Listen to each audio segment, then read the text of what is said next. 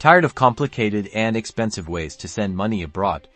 Let's explore how easy it is to send money globally with Taptap Send. First, grab your phone and open the Taptap Send app. You should see the main screen with a simple interface. Next, we'll enter the amount you want to send. Tap the amount field and use the numeric keypad to input the desired sum. Then, choose the currency you will be sending. You'll see the exchange rate displayed clearly, providing transparency.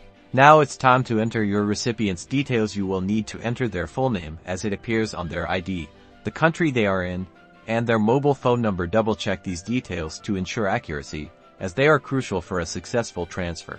After populating the recipient's details, you will then move to the payment method, typically with options like using your debit card or even bank transfer. Select your payment option carefully.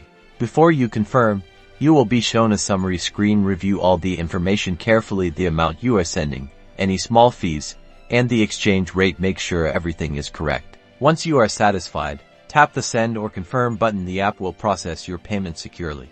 And that's it. Your money is on its way. In minutes, it will be received by your recipient. Worldwide, instantly sending money around the globe has never been easier with Taptap Send. #TaptapSend #money transfer.